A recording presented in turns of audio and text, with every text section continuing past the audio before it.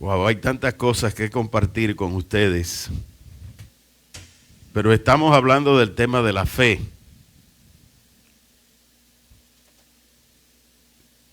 Dijimos que en este tiempo tenemos que hablar de fe, porque el mismo Jesús dijo que cuando venga el Hijo del Hombre, ¿hallará fe en la tierra?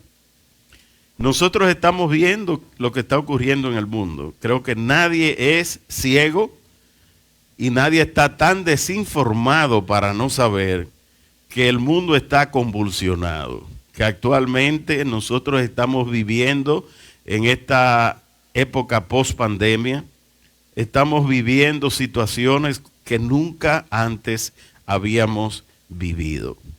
¿Están ustedes de acuerdo conmigo? Le voy a decir algo que a nivel mundial estamos viviendo las iglesias. Después de la pandemia, menos porcentaje de personas se congregan de manera regular.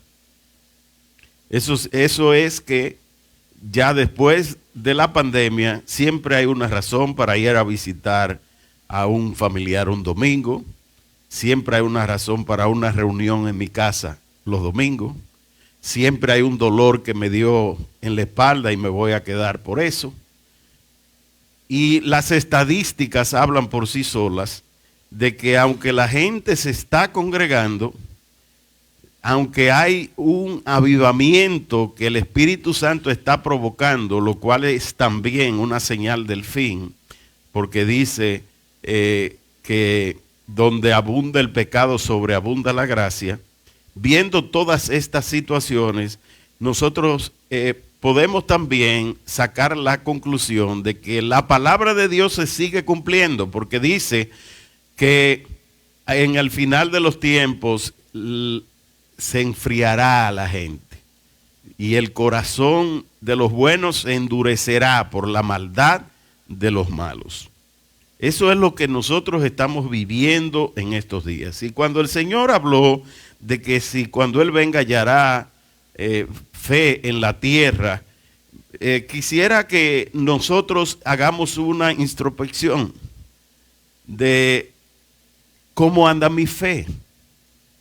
Romanos 12:3 habla de que no tengamos un más alto concepto de sí del que debemos tener, sino que cada cual se considere a sí mismo como tiene que considerarse conforme a la medida de fe que Dios ha puesto a cada uno. Eso significa que una persona inmadura, una persona que no tiene la fe suficiente, todavía tiene muchas cosas del mundo que controlan su mente. Codicia, avaricia, los deseos propios del mundo, las pasiones propias de este mundo, que todos nosotros las conocemos. Pero esas tres tentaciones de Jesús nos dan a nosotros una descripción resumida de dónde es que está el problema del corazón del hombre. Si nosotros vemos, Jesús fue tentado antes del inicio de su vida pública. Y esas tentaciones de Jesús están descritas en Mateo en el capítulo 4.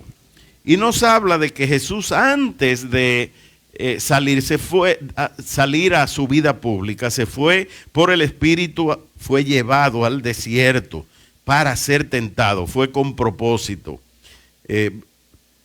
Voy a leer en Mateo 4, a partir del verso 2. Y después de haber ayunado 40 días y 40 noches, al final tuvo hambre. Y acercándosele el tentador le dijo, ¿quién es el tentador? Dios no tienta a nadie. Dios no tienta a nadie. Ay, que yo no sé cómo que yo me voy a dominar en esto. Esto que me controla.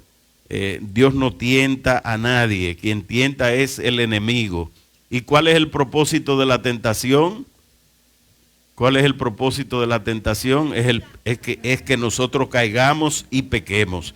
Y el verso 3 dice, y acercándose el tentador le dijo, si eres hijos de Dios, di que estas piedras se conviertan en pan. Aquí nosotros vemos dos puntos importantes en este versículo. Lo primero es que Satanás siempre, el diablo, el tentador, siempre va a atacar nuestra identidad. Si nuestra identidad es de ser criatura de Dios, ¿qué él va a atacar? Va a que usted se mantenga pecando. A nadie le preocupa cuando bebe un día y se dio un humo aunque le haya hecho daño al hígado. Sigue bebiéndolo. Al hijo es que le preocupa cuando le falla a su papá, cuando le desobedece el verdadero hijo.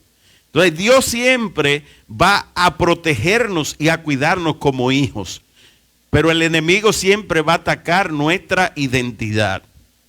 Yo escuché en el día de ayer a un sacerdote de la iglesia tradicional diciendo, porque por cuanto nosotros tenemos un mismo Padre, todos somos hijos de Dios. ¿Qué le parece eso? ¿Eso es correcto? ¿Eso es correcto? No. ¿Por qué? ¿Por qué? Porque el hijo es el que tiene a Dios como padre. Dios es el padre de todos, pero si tú no lo aceptas como tu papá, como tu padre, tú no eres hijo. A los que le reciben, a los que creen en su nombre, le dio autoridad para ser llamados hijos de Dios. Es decir, que hijo es aquel que tiene al Padre, al Espíritu, a Jesucristo, que es el mismo. El Padre, el Hijo y el Espíritu es el mismo. Entonces, ese que tiene el Espíritu dentro, ese que ha nacido de nuevo, es el que ha entrado al reino. Nadie puede entrar al reino si primero no ha nacido de nuevo. Y para nacer de nuevo, tiene que haber tenido un encuentro personal, cercano, directo, con la persona del Espíritu Santo. Cuando nos rendimos, cuando entregamos nuestro corazón a Él, entonces es que somos verdaderamente hijos. Si eres hijo de Dios, ¿era Él el Hijo de Dios? ¿Era Él el Hijo de Dios? Claro, pero dígamelo, sí, era el Hijo de Dios, pero Él estaba poniendo en duda. Y eso es lo que hace el enemigo con nosotros siempre, es poner en duda nuestra autoridad, nuestra condición, nuestra identidad en Dios. ¿Qué dijo el Señor cuando dio su mandamiento de la gran comisión? Vayan por todo el mundo, prediquen el evangelio. Hay dos pasajes, Mateo 28, 19, que habla de que bauticen a las personas en el nombre del Padre, del Hijo y del Espíritu Santo. Pero en Marcos 16, 15 habla de id y predicad el evangelio. El que reciba al Señor tendrá vida eterna por la fe en Él. Pero los textos, los dos hablan de que a los que crean, señales le acompañarán. Quiere decir que para nosotros ver el milagro de Dios obrar en nuestras vidas, tenemos que tener fe. Una pregunta, ¿la fe en Dios opera solo en los cristianos o opera a nivel general? Opera a nivel general. Todo el que invoque el nombre del Señor será salvo. Es bueno que nosotros entendamos esto. No todos son hijos, pero Dios sí escucha a todos. Si tú le buscas, lo hallas. Si tú le tocas, Él te abre. Si tú lo llamas, Él te responde.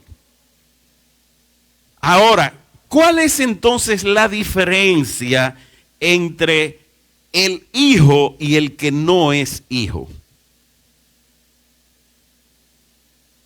Claro, el otro es una criatura, pero el hijo es nueva criatura porque ha nacido de nuevo, porque tiene el Espíritu de Dios, porque ya su espíritu ha sido renovado y ya la muerte no pesa sobre él, porque ya la eternidad está en su corazón. Todas estas cosas es bueno que nosotros las entendamos para poder nosotros hablar con propiedad y predicar el evangelio como hay que predicarlo en este tiempo. Porque el evangelio será predicado a todas las naciones y entonces vendrá el fin. Entonces, ¿cuál es la diferencia entre el hijo que clama, y el que no es hijo? ¿Cuál es la diferencia entre uno y otro?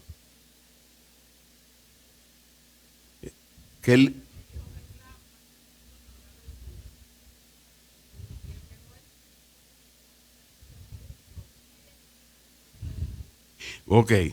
Nosotros predicamos el miércoles pasado sobre las puertas de entrada a los demonios. Cuando usted tiene puertas de entrada a demonios, esas puertas de entrada le dan derecho legal al enemigo a obrar en su vida.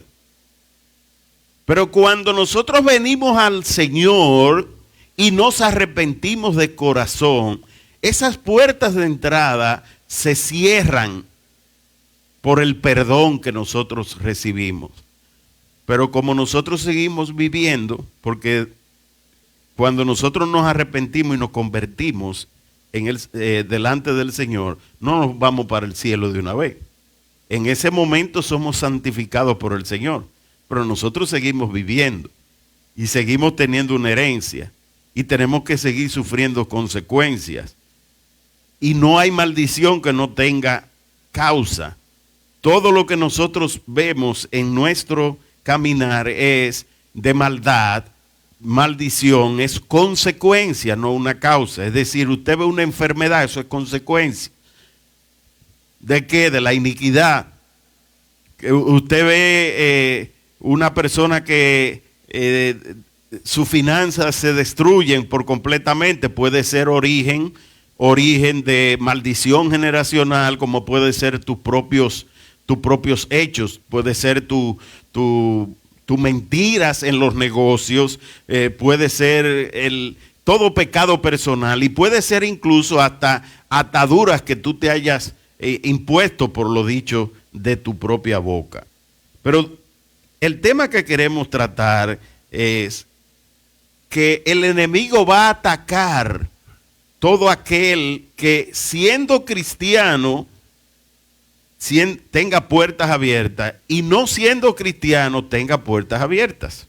Lo va a atacar. El enemigo no va a decir, este es cristiano, ya no lo toco, no le puedo causar una enfermedad. ¿Verdad que no?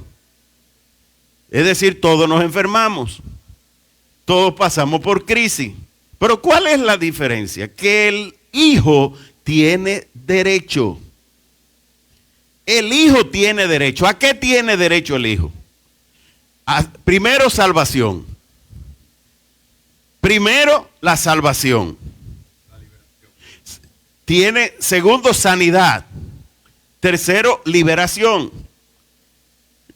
Y cuarto es santificación, porque Dios te da el perdón de tus pecados para que tú puedas ser santificado. Es decir, que el hijo tiene derechos adquiridos. Es como cuando usted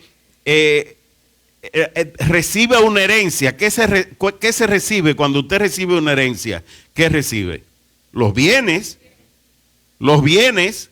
las propiedades que haya tenido, si hay dinero en efectivo. Bueno, pues el paquete de la herencia que Jesucristo nos dejó como hijo de Dios a los hijos es salvación, sanidad, liberación. Si usted no cree en sanidad, bueno, pues entonces usted cójase lo único del paquete que usted quiere, que es la salvación. Si usted no cree en la sanidad. Pero si usted cree en la sanidad, hay una promesa de Dios para los hijos que Él los va a sanar. Hay una promesa de Dios que Él nos va a liberar. Entonces Dios nos sana al que no haya venido a los caminos del Señor, no, es porque Él escucha a todo el mundo. Él sí lo sana, pero lo sana con propósito. Lo sana con propósito. Es para que la persona vea el milagro como una publicidad. entre comillas. El milagro es el anuncio publicitario de Dios de que Él está vivo. ¿Para qué? Para que la persona se convierta a Él. Vamos a continuar con esto. Terminamos esa primera parte solo del versículo si eres hijo de Dios. La segunda parte, di. Fíjese el poder de la palabra, déjamelo en el verso 3. El poder de la palabra, di que estas piedras se conviertan en pan. Quiere decir que lo tentó y no fue con un acto, lo tentó con palabra, con la palabra. Di que estas piedras se conviertan en pan. Es lo mismo que el dinero para nosotros. Quiere decir que nosotros podemos declarar una palabra de provisión por la autoridad que tenemos en Jesús. Podemos declararla y creerlo. Vamos al verso 4. Lo primero es dinero, bienes materiales, pan, sustento, provisión. Verso 2 dice, Jesús respondió, escrito está. Quiere decir que es la palabra de Dios la que nos va a guiar a nosotros en la fe. ¿Por qué mucha gente no ve los milagros? Porque quiere milagros fuera de lo que la palabra de Dios establece. Quiere milagro estando en obediencia. Quiere milagro teniendo puertas abiertas. No solo de pan vive el hombre, sino de toda palabra, déjenmelo en el versículo, sino de toda palabra que sale de la boca de Dios. ¿Qué debemos nosotros procurar? Cuando usted tiene deudas, lo que usted tiene que procurar es que haya un decreto en el cielo de que sus deudas están canceladas. Aunque usted deba todos los millones del mundo. Señor, es que yo quiero saldar mis deudas. Es que Deuteronomio 28 dice, prestarás y no tomarás prestado. Entonces, usted se va a acercar en fe al Señor, buscando que primero en el cielo se apruebe. Yo a veces me quedo asombrado, muchas personas con mucho tiempo en el Evangelio, y entonces vienen donde uno, ya después que están metidos en medio del lío, se metieron en deudas, no le preguntan a uno para hacer el préstamo, pero sí para que uno después se lo ayude a resolver. Algunos pensando que uno quizá le puede dar incluso, dar o prestar dinero de la iglesia, si son si son inmaduros todavía, bebés espirituales, desvirtúan el propósito de la iglesia, de que la ayuda es resolverte los problemas. Y entonces vienen ya después con la deuda, wow, ¿y qué hago ahora? Pero lo primero que están pensando es, ¿dónde voy a buscar prestado para pagar los préstamos que debo? ¿Por qué? Porque ese me molesta, porque me llama mucho, porque estoy pagando intereses altos, porque esa tarjeta ya yo no la aguanto, porque me metieron en legal. ¿Ustedes saben dónde es que se resuelve? ¿Dónde es que se resuelve? Es en el cielo. Es en el cielo. Lo que hay que procurar que las puertas que el enemigo está usando para tu vida sean cerradas. ¿Cuál puede ser esa puerta? Gastar sin buena administración. Hablando en términos de economía. Esa puerta que tú puedes tener abierta puede ser el querer cosas, de ser una persona avara y sin tener el dinero, pues agarra y da tarjetazo, pidiéndole a Dios, diciéndole a Dios, no, Dios me va a respaldar.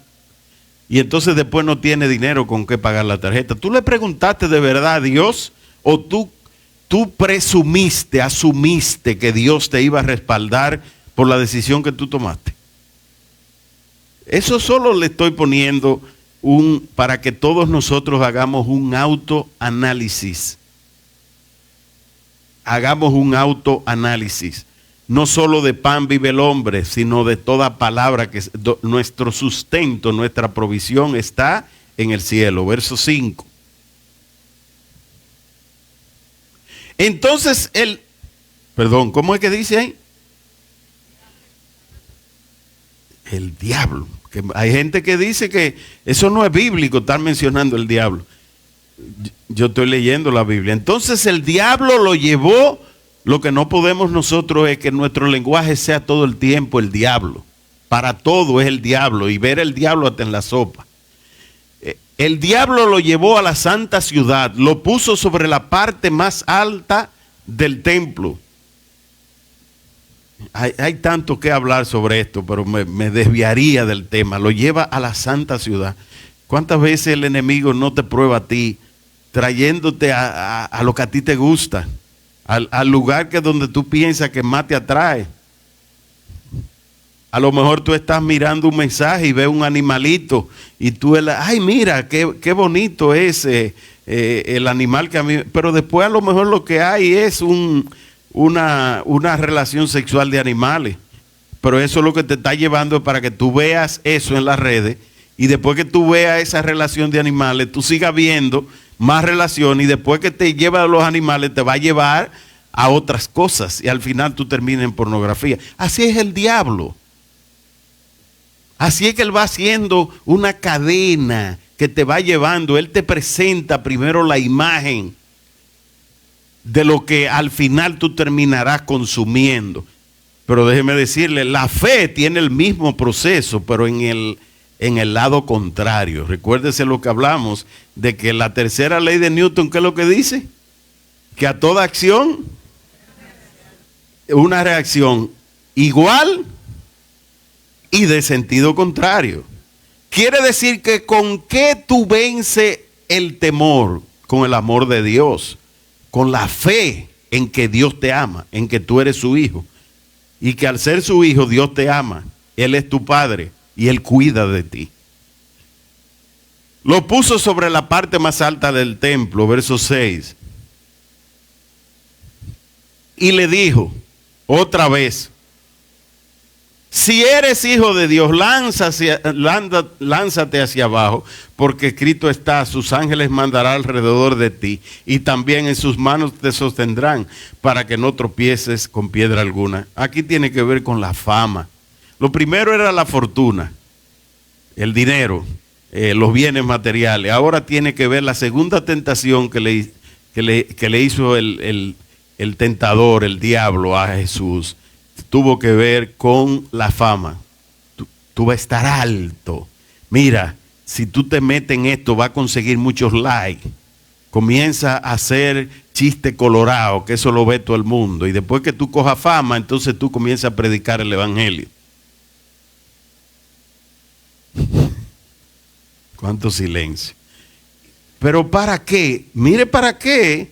Para que no tropieces con piedra alguna, porque el enemigo es engañador. Verso 7. Jesús le dijo: también está escrito, no tentarás al Señor tu Dios. Verso 8. De nuevo el diablo lo llevó a un monte muy alto. Es decir, ya tú pasaste dos tentaciones pesadas. Primero, te voy a llenar de dinero. En lugar de ir a la iglesia, ven, ponte este resguardo, guárdalo en tu cartera, y tú verás cómo tú vas a prosperar. Gracias a Dios que ya hoy no hay cheque, pero antes la promesa era: si diste un cheque sin fondo, olvídate que no te lo van a cobrar, porque le vamos a poner un amarre al que te lo quiera cobrar para que no te cobre. Esas son las promesas del enemigo. Como que si la deuda es cancelada por el hecho de que el otro no tenga fuerza para cobrar, la deuda sigue ahí. Y dice: allí le mostró todos los reinos del mundo y su riqueza. Cuando usted más alto está en el Señor, ahí es que va a venir la tentación más grande. La mujer más bonita se te va a aparecer si tú eres soltero, pero no para traerte a la iglesia, sino para chapearte. Allí le mostró los reinos del mundo y sus riquezas. Verso 9. ¿Qué pasó entonces? ¿Cuál fue la respuesta de Jesús? El verso 9 dice, y le dijo, todo esto te daré si postrado me adoras. Fíjese que el nivel más alto de oración es la adoración. Cuando usted adora a Dios, el amor que Él ha puesto en su corazón, usted le está devolviendo a Él la misma expresión. Lo que Él sembró, usted le está devolviendo al Señor con la adoración. Y no estoy hablando de adoración música, estamos hablando de adoración, entrega del corazón, rendición delante de Dios, postración delante de Dios, reconociendo su grandeza y recibiendo de Él la manifestación de su gloria. Verso 10. Entonces Jesús le dijo, no, ya está bueno, ya tú me has tentado en las 3 cosas que todo hombre después va a ser tentado. De ahí es que esta es la raíz de todos los males. Estas 3 debilidades del hombre en las que Jesús fue tentado son las mismas que hoy controlan, dominan al ser humano. Porque todo viene como consecuencia. Usted quiere buscar dinero y usted después entra en todo. Buscando dinero, entró en brujería, entró en mujeres, entró en vicio de juego, porque usted quería dinero. Pero también por dinero usted entra en corrupción, usted entra en delincuencia, usted entra en muchísimas otras cosas, buscando dinero. Pero mucha gente por fama, ¿cuántas cosas no hacen? ¿Cuántas no se mueren en la sala de operación? Eso lo vemos nosotros todos los días. Al Señor tu Dios adorarás. Nosotros hoy declaramos al gran yo soy. Ese es el que nosotros adoramos, el que gobierna sobre toda la creación. Y no vamos a cederle al enemigo. Y solo a Él servirás. Fíjese que la verdadera adoración se expresa en el servicio a Dios. Usted ama de verdad a Dios cuando usted le expresa a Dios el corazón, lo que hay en su corazón como servicio. Es decir, aquel que tiene corazón de siervo, ese es el verdadero adorador. Te amo mucho, Señor, muchos besitos, pero cuando tú me pidas algo, espérate. Yo te aviso. ¿Qué le parece? ¿Es un verdadero adorador aquel que eso haga? Y el verso 11 dice, entonces, ¿qué pasa cuando el escáner se nos pasa a nosotros por la fortuna, por el dinero, por la fama y por el poder? Cuando el Espíritu Santo hace así y pasa el escáner. Oh, este es mi hijo. A este yo le puedo proveer. A este yo lo puedo sanar. A este yo puedo. Porque pasó el escáner por el corazón. Y entonces cuando Dios ve esa condición, dice, el diablo tiene que soltarlo. ¿Qué pasó con Jesús? Dice, entonces el diablo lo dejó, lo soltó. En otras palabras, Jesús fue liberado. Porque el diablo que lo estaba tratando de influenciar no pudo con él y lo tuvo que soltar. ¿Y qué ocurrió luego? Que ángeles vinieron y estuvieron a su disposición. ¿Y por qué los ángeles no estuvieron cuando él tomó la decisión de ir al desierto por el Espíritu? ¿Por qué? Porque nosotros tenemos que aprender a pasar nuestros procesos. Nosotros queremos bendición. Nosotros queremos que Dios nos prospere y no queremos vivir los procesos. No queremos pasar por pruebas. Y muchas veces nos comportamos como si fuéramos del mundo, porque entonces cuando pasamos por la prueba le queremos echar la culpa a Dios de lo que nos está pasando. Cada vez que Dios te llamó para su reino, te va a probar. El proceso es lo que te lleva al propósito. El proceso es lo que te lleva al propósito. El desierto es el camino hacia la tierra prometida. La cruz es el camino a la gloria. La muerte es el camino a la vida. Eso es ley establecida por Dios, que nosotros tenemos que aprender a conocer.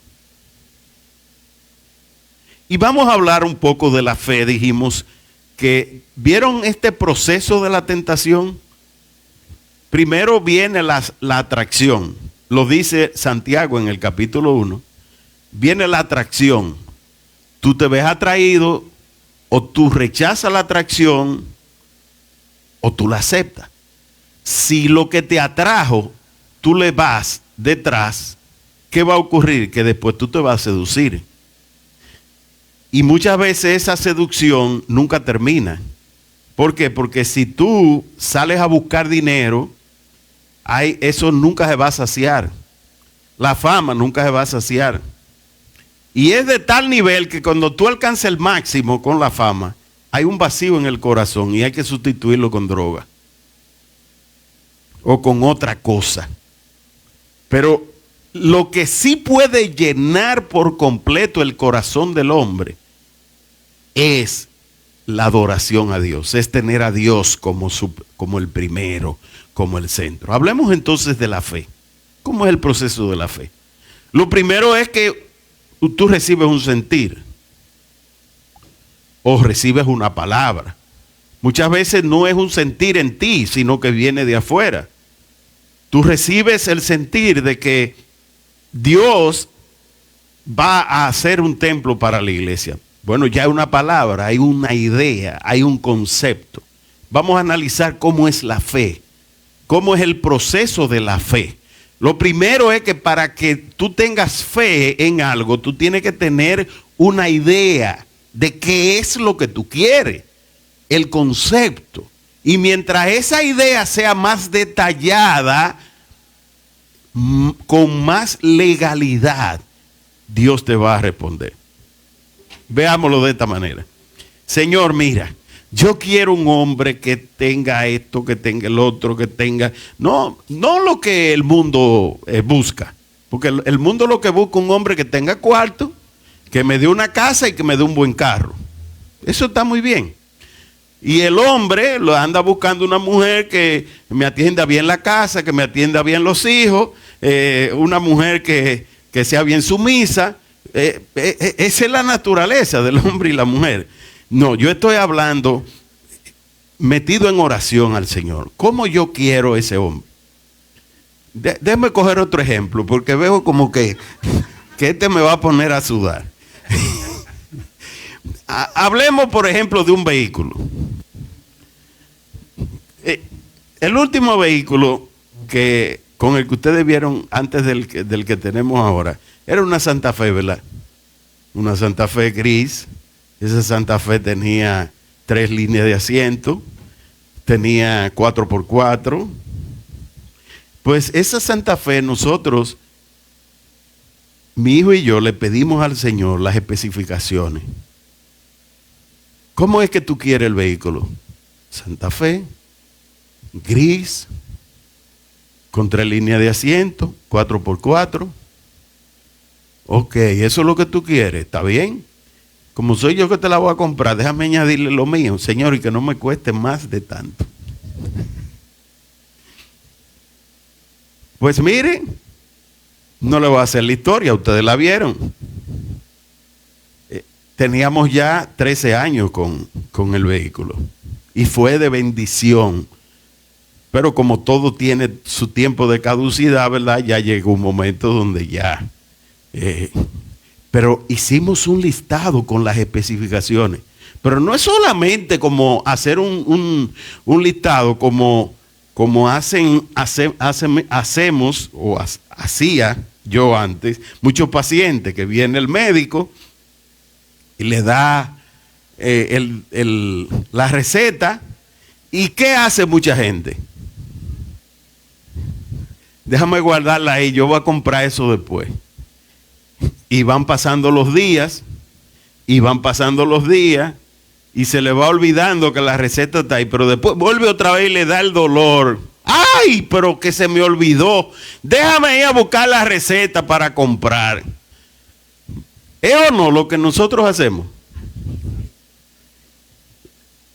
Dios nos ha dado a nosotros receta en su palabra. Y nosotros siempre andamos buscando cómo rebalar. Si tú le estás pidiendo algo a Dios y lo escribiste, inmediatamente haz tu oración y hazla con fe.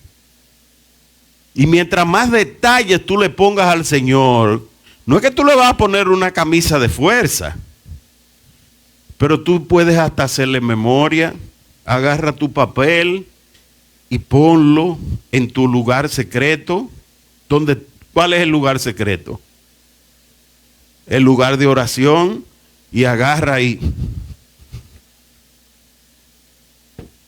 Y lo puse ahí. Cada vez que voy a orar, Señor, recuérdate.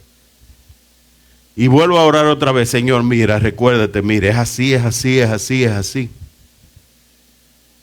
La idea, el concepto, yo lo detallé y estoy trabajando en el concepto. Ya tengo el concepto. Ahora yo tengo que comenzar a caminar en fe. Caminar en fe es dar pasos para que eso sea. Señor, yo quiero el vehículo, pero no tengo un chele. Mire, coja esta enseñanza, porque esto no es solamente para ustedes.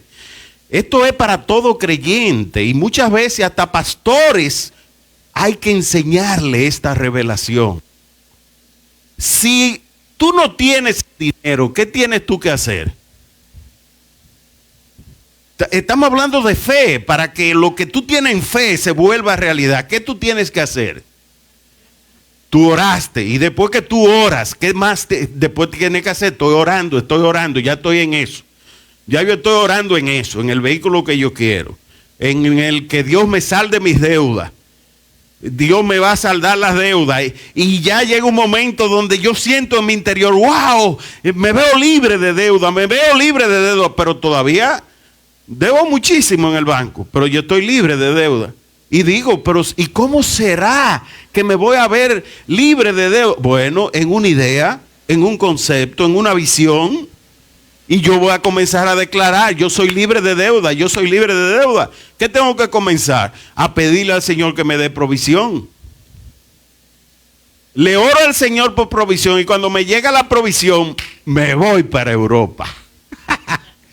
¡Qué bien! El Señor me dio dinero. Con toda la deuda arriba, Dios me dio provisión, y de una vez digo, yo he pasado por demasiada. Ya el Señor, sí, ya el Señor me bendijo. Quiere decir que lo que yo le debo, que se aguanten, porque ahora yo me voy para Europa.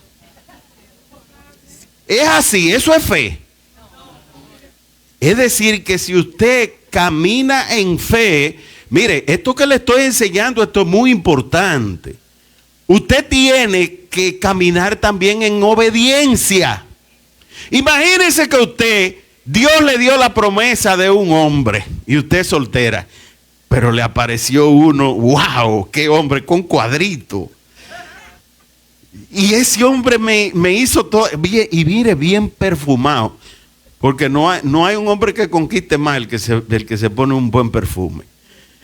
Óyeme, y wow, pero Señor, espérate. Déjame primero disfrutar esto. Yo sé que tú me tienes el hombre guardado, pero esto es por un tiempo. Ese hombre casado. Déjame disfrutar un poco. ¿Qué ustedes creen que va a ocurrir? Que no va a llegar. Entonces después, pero yo recibí una palabra. Sí, Pero tu pecado oculto, tu puerta abierta, ¿qué tú pretendes? Que Dios te va a bendecir cuando tú tienes una puerta abierta de un pecado oculto. Díganme amén. Por lo menos así yo me siento como que le estoy hablando algo que es verdad. Entonces, ¿qué tengo que hacer? Comenzar a dar pasos de fe. El primer paso de fe, que me van a regalar un ticket para ir a Europa. No, yo no tengo que pagar un chele porque me lo están dando regalado. Ajá, y la estadía y la comida. Si me regalan la estadía y la comida, entonces fue que Dios me bendijo. Pero mientras tanto yo tengo que cubrir deudas primero. Le voy a obedecer a Dios. Si Él me bendijo con dinero, es para yo saldar mi deuda. Y yo tengo que dar pasos de fe, de creerle a Dios que Él me va a sacar. Y que ese viaje yo lo voy a disfrutar después, cuando Él quiera, cuando Él le plazca. Vimos el paso de la idea a pasos de fe. Cuando yo voy dando pasos de fe, yo le estoy pasando la prueba a Dios. Yo estoy deshabilitando al enemigo para que opere en contra mía. Lo estoy deshabilitando para que destruya mi finanza. Lo estoy deshabilitando para que cualquier maldición generacional de divorcio que esté operando en mi familia, aunque yo tenga 3 divorcios, pero el hombre que venga ahora es el hombre que va a ser para toda la vida.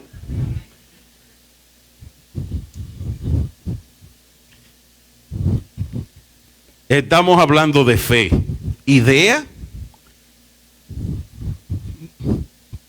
pasos, que es obediencia. Es decir, que en lugar de la atracción, yo voy a tener la creencia. La atracción es para la tentación. Aquí yo voy a creer que Dios lo va a hacer. Después de la atracción viene la seducción. ¿Qué yo voy a hacer ahora? Que en lugar de la seducción yo voy a orar. Yo voy a orar para que el Señor haga la obra. ¿Qué es lo tercero en el proceso de la tentación? Dígamelo. La concepción. ¿Qué es lo contrario en la fe a la concepción? ¿Qué es lo contrario? La obediencia. Claro, a sí mismo. La obediencia a Dios. Yo quería que el Señor me bendijera, ¿verdad? Que las deudas que tenía me bendijera financieramente, estoy hablando. Que las deudas que tenía el Señor me las saldara. Yo no la podía saldar. Ya todo lo que podía usar en garantía, ya lo había utilizado. ¿Qué me falta? Obedecer.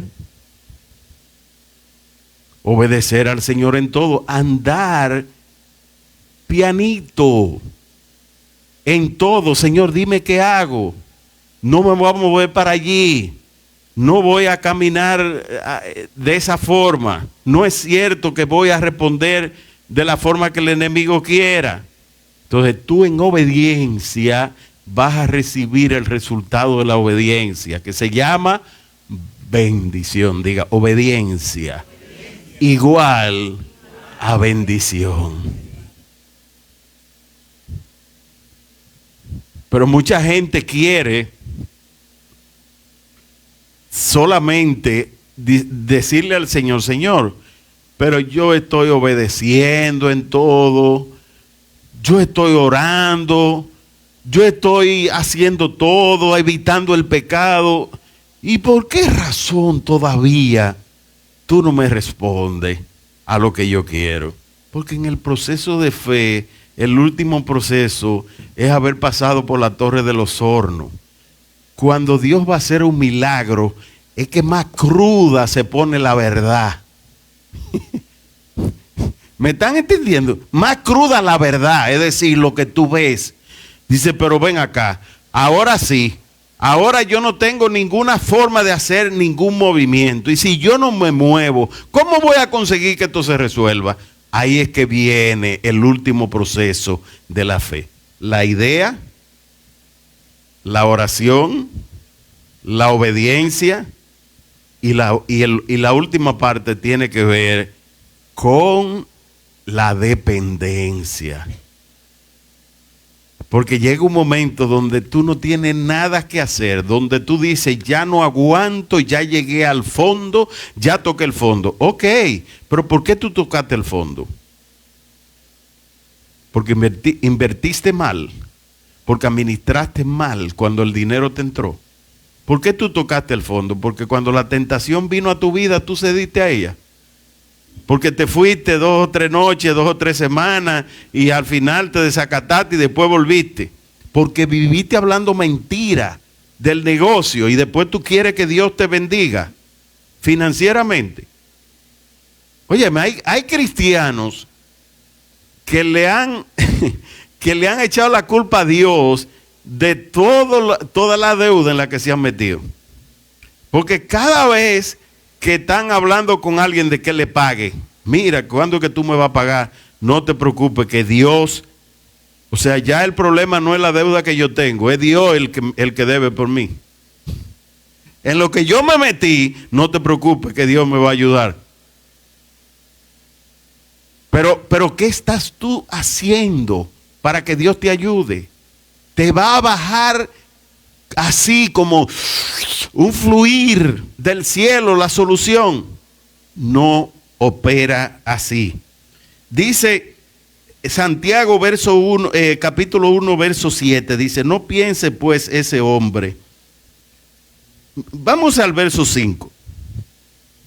El verso 5 dice, y si alguno de ustedes tiene falta de sabiduría, que la pida a Dios, el cual da a todos abundantemente y sin reproche, y le será dada. Porque lo principal que nosotros tenemos que tener es discernimiento entre el bien y el mal, entre lo que me conviene y lo que no me conviene. Santiago capítulo 1, póngamelo. Y dice el verso 6, pero pida con fe, no dudando nada, porque el que duda es semejante a la ola del mar, que es arrastrada por el viento y echada de una parte para la otra. No piense pues ese hombre. Yo estoy predicando lo mismo que dice la palabra. O sea, no piense que usted va a recibir nada. O sea, no pretenda usted que mientras usted está diciendo, espérate, yo tengo fe de que Dios me va a bendecir, pero me gané tanto, mañana yo le voy a dar lo que yo le prometí. Y entonces mañana tú te ganas tanto y tú vuelves otra vez y dices, espérate, me gané más, pero mañana yo le voy a dar al Señor. Y entonces dentro de un año, cuando ese mañana llega, tú dices, no, pero espérate. Yo le estoy hablando por testimonio propio, yo no estoy acusando a ninguno de los hombres que están aquí. Pero cuando llegó el momento de que ya, wow, tanto en banco, saldadas las deudas, y el Señor, ¿y ahora? Yo dije, no, Señor, si tú quieres que yo te dé más, dame más. Y entonces yo te doy. Óigame, que el Señor revise los corazones de lo que hay aquí, de lo que vemos aquí, a ver quién no ha pasado por ahí. Dame más, que mañana yo te voy a dar. Si tú me saldas, mañana. Pero ¿qué resulta? Que el enemigo agarra y dice, pero espérate, y este cliente, si tú no inviertes en las maquinarias, tú no puedes dar eso porque a ti te falta dinero, y tú agarras y metes en máquina. Y metiste el dinero en maquinaria. Y después que lo tienes en maquinaria, tú dices, no puedo. ¿Por qué? Porque ahora lo necesito para capital de trabajo. Y después que lo tienes en capital de trabajo, tú dices, no puedo, porque entonces para mantener a este cliente tengo que buscar otro que sea un sustituto. Tú nunca sales del círculo vicioso. ¿Y qué es lo que va a ocurrir con tus finanzas que en algún momento van a explotar? Porque si ya tú tienes la revelación de que para cosechar hay que sembrar, no siga cosechando, porque va a llegar un momento donde el fruto de la cosecha se va a acabar. Dentro de un mes se van a acabar los mangos. No son eternos. Entonces yo estoy esperando. No, yo mañana voy a hacer. Y mire, eso es actuar como carnales. Cuando yo me iba a casar, no teníamos casa. ¿Y qué yo dije? No hay problema, nos casamos y mañana viene la casa. Pero después que vino la casa, no hay problema. Vienen los hijos, no hay problema, que vengan los hijos. No tenemos para mantener los hijos, pero que vengan los hijos que buscaremos. Yo haré negocio, lo que sea. ¿Cuál es la diferencia entre actuar como espirituales y carnales? Cuando tú estás todo el tiempo, cuando se trata de Dios, tú le estás diciendo mañana. ¿Tú no tienes el dinero para casarte y te casas? Dígame sí o no. Tú no tienes el dinero completo para dar el avance de un apartamento o de una casa. Y tú te metes y tú dices, no, de algún lado yo lo voy a sacar. Dígame sí o no. Cuando te dan un empleo, tú no sabes seguro si es verdad que te van a pagar, pero ya tú hiciste planes. Tú haces planes con el empleo. Tú dices, wow, la primera quincena, pagan en quincena, cada quincena. Me van a dar 50,000 pesos. Esos 50,000 pesos voy a pagar tanto de la tarjeta. Voy a hacer tal, y tú planificas todo. Pero ¿y por qué en la fe? Explíqueme algo. ¿Por qué en la fe nosotros tenemos que vivirle diciendo a Dios, espérate, aguántate? Aguántate, espérate. Yo no tengo todavía suficiente. Yo no puedo actuar en fe. Yo no me puedo casar porque yo todavía no tengo la casa donde voy a vivir. No, yo no puedo hacer planes de boda porque yo no he alquilado todavía el apartamento. Explíqueme. ¿Y por qué cuando se trata de materia de fe, nosotros queremos postergar? La fe es hoy. Vuelvo otra vez a repetir, la fe es hoy. Amén. Vuelvo otra vez, la fe es hoy. Amén. No me diga de que no, yo tengo fe de que yo voy a ser un gran sembrador para el reino. Ah, tú tienes fe. La fe es hoy. ¿Cuánto tú vas a sembrarle al Señor hoy? ¿Cuánto hay en tu cartera si tú eres agarrado? Yo quería sembrarle hoy al Señor. Y cuando fui a la cartera y wow, yo que creía que tenía, pero lo gasté ayer. Y cuando vi la cartera digo, bueno, lo que haya, Señor, yo te lo doy. Ay, pero al pastor le va bien, no le falta nada. Ese sí vive bien. ¿Cuánto le dan diezmo? Mire, yo diezmo en la iglesia. Qué bueno es juzgar a los demás. Cuando tú vives haciendo las cosas como a ti te da la gana para después echarle la culpa a otro. Qué bueno es vivir de esa manera, sin asumir la responsabilidad. Hermanos, yo quisiera ver una iglesia próspera, pero si yo no le doy la enseñanza de la siembra y la cosecha, no van a prosperar. Yo quisiera ver una iglesia sana, pero si no le traemos la revelación de la sanidad, no van a prosperar, no van a ser sanos. ¿Cómo serán salvos si nadie le predica? ¿Cómo la gente va a conocer de Dios si usted no se lo presenta? ¿Cómo la gente va a ser salva si usted no le presenta el plan de salvación? Diga, fe es hoy. Yo predico hoy de fe. Es hoy que tú tienes que tomar tus decisiones. Y es el Señor que te está hablando. Tú quieres cambiar en tu vida, es hoy que tienes que tomar tu decisión. y comenzar a caminar en fe, a dar pasos de fe. Es hoy que tú tienes que obedecer, no es mañana, porque el día de mañana traerá su propio afán.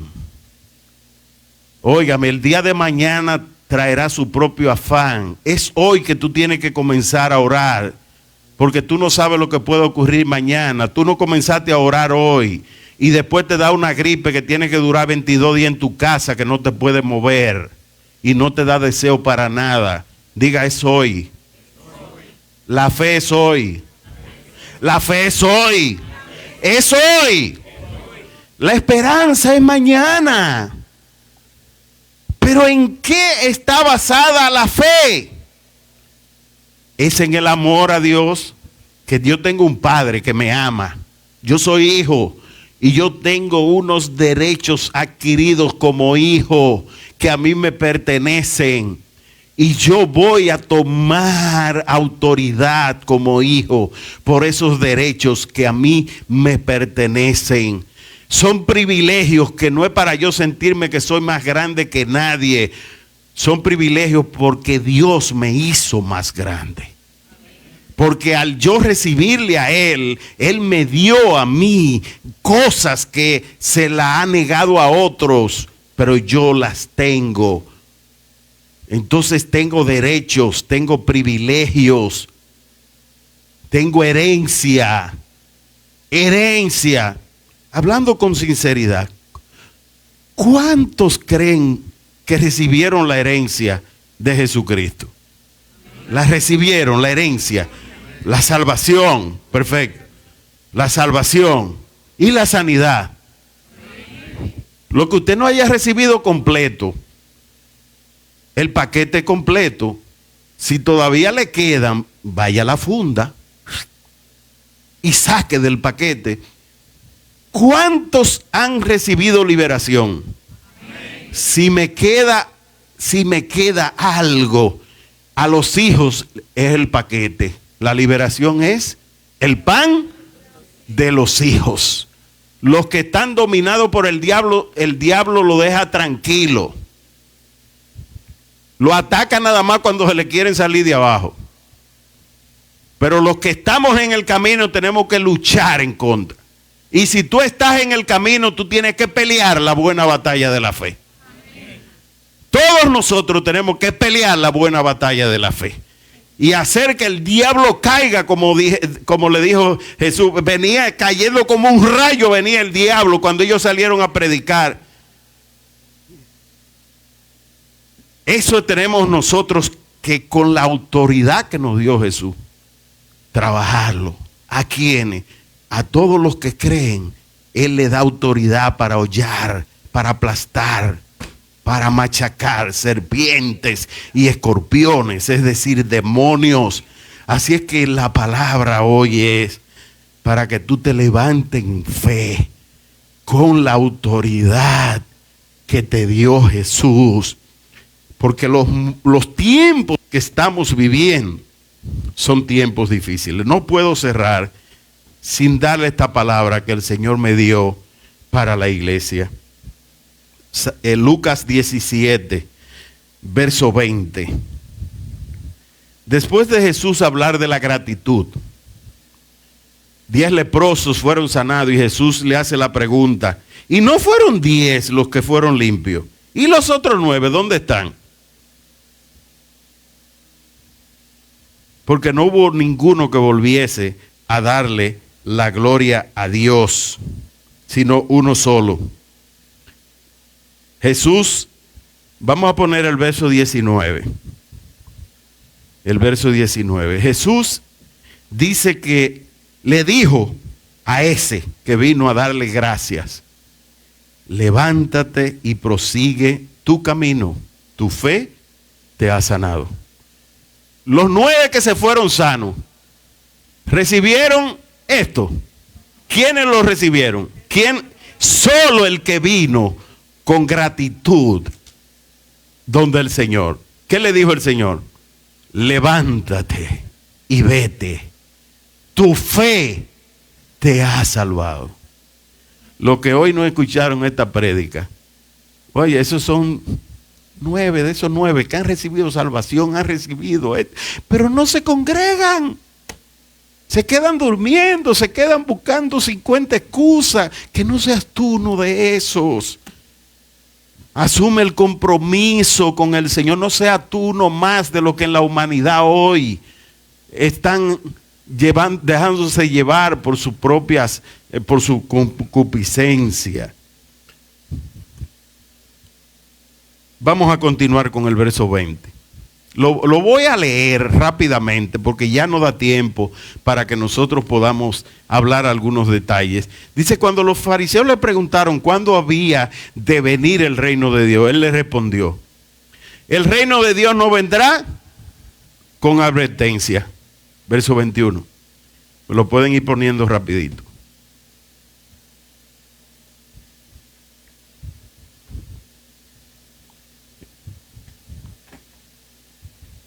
Ni dirán, aquí está o allí está, porque el reino de Dios está entre ustedes.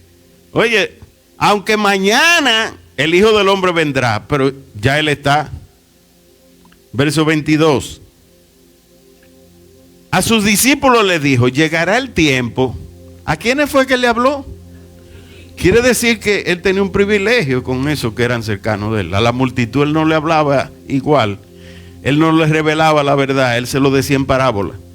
A sus discípulos le dijo, llegará el tiempo cuando ustedes querrán ver siquiera uno de los días del Hijo del Hombre y no lo verán.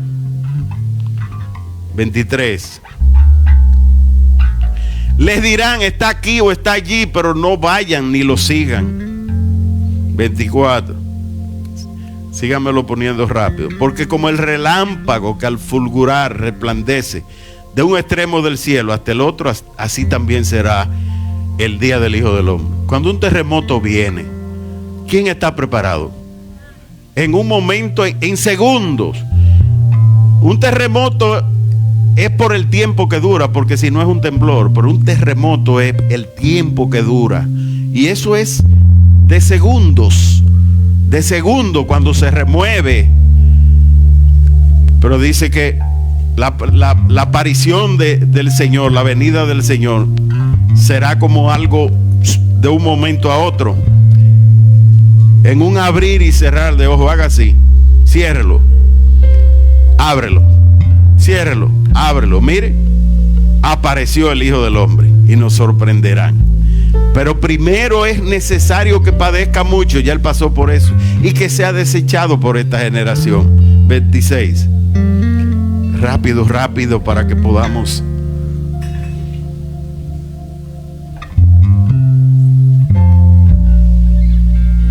Como fue en los días de Noé, así también serán los días del Hijo del Hombre. Comían, bebían, se casaban y se daban en casamiento hasta el día en que entró Noé en el arca y vino el diluvio y lo destruyó a todos. Asimismo, como sucedió en los tiempos de Lot, comían, bebían, compraban, vendían, plantaban, edificaban. Mas el día en que Lot salió de Sodoma, llovió del cielo fuego y azufre y lo destruyó a todos.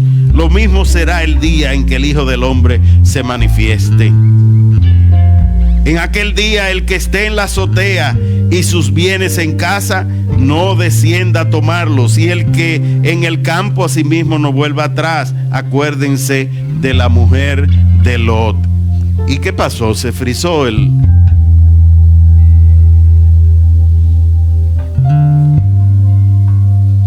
Estoy en el verso 32. El 33 dice, todo el que procure salvar su vida, la perderá. Y todo el que la pierda, todo el que procure salvar su vida, la perderá. Y todo el que la pierda se salvará. Aquí viene la dependencia de Dios. Siempre tenemos que pensar que no, la vida no la tenemos agarrada a nosotros por las manos. Que Dios es el que controla todo el universo y que el día de la muerte tuya es Él el que la va a decidir. No lo digo yo, dice la Biblia. Salmo 90 dice: sabe el hombre cuándo nace, mas no cuándo ha de morir. La vida del hombre sobre la tierra son 70 años y el más robusto hasta los 80. Y pasan y corren y el hombre ni cuenta se da.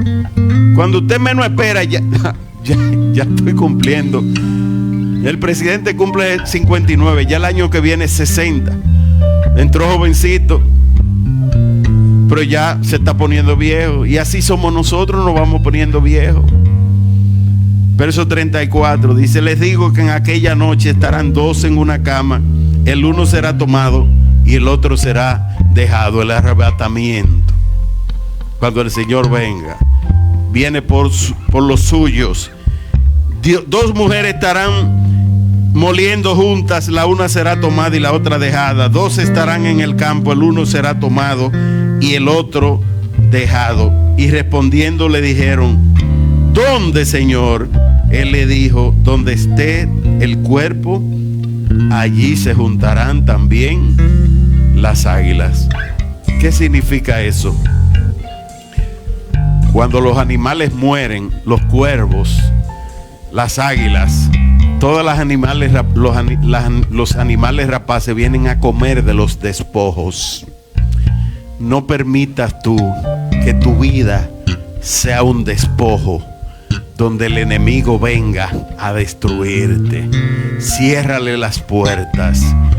Ciérrale las puertas al enemigo y caminarás en bendición. Ponte de pie.